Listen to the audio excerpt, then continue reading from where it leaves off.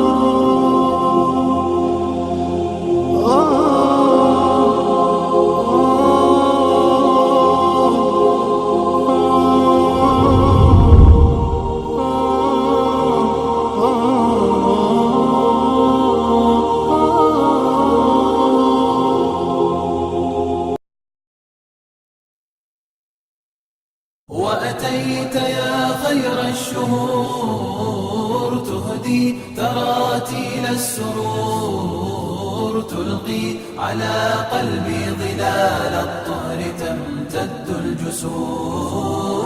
وأتيت يا خير الشهور تهدي تراتيل السرور، تلقي على قلبي ظلال الطهر تمتد الجسور. يا سعد قلبي كلما أقبلت ضاعفت الأجور، وجمعت بين فضائل النور على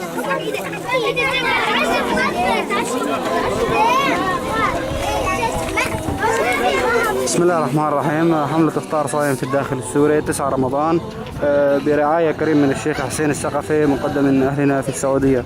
نشكر كل من ساهم في هذا المشروع وجزاكم الله عنا كل خير. قال رسول الله صلى الله عليه وسلم: من فطر صائما كان له مثل أجره غير أنه لا ينقص من أجر الصائم شيء.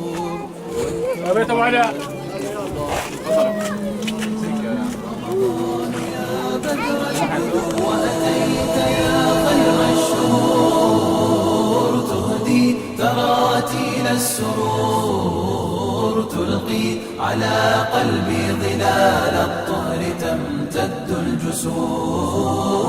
قد فاز من قام الليالي هاجرا دنيا الغرور، يتلو الكتاب مرتلا مستشعرا ضيق القبور. قد فاز من قام الليالي هاجرا دنيا الغرور، يتلو الكتاب مرتلا. بسم الله الرحمن الرحيم. حملة إفطار صائم في الداخل السوري برعاية كريم من الشيخ حسين الثقفي مقدم من إخواننا في المملكة العربية السعودية.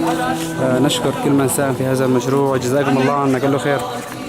قال رسول الله صلى الله عليه وسلم: من فطر صائما كان له مثل أجره غير أنه لا ينقص من أجر الصائم شيء. يا سعد من يمضي على درب الهدى ليثا هصور، لا ينثني لا ينحني لا يرتجي غير الغفور. وأتيت يا خير الشهور تهدي تراتيل السرور، تلقي على قلبي ظلال الطهر تمتد الجسور.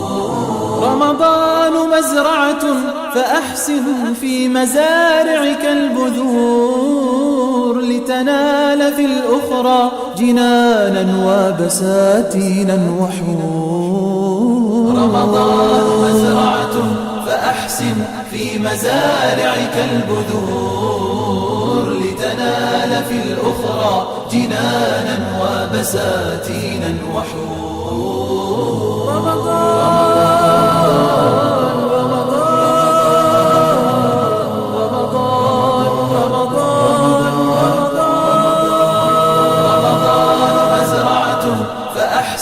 في مزارعك البذور، لتنال في الأخرى جنانا وبساتينا وحور. رمضان مزرعة فأحسن في بسم الله الرحمن الرحيم. تقوم مؤسسة أهل البلد الخيري بتوزيع وجبات إفطار صائم في الداخل السوري مقدم من أهلنا في المملكة العربية السعودية برعاية كريمة من الشيخ حسين الثقفي. نشكركم على هذه اللفحة الطيبة المباركة وجزاكم الله عنا وعن المسلمين كل خير.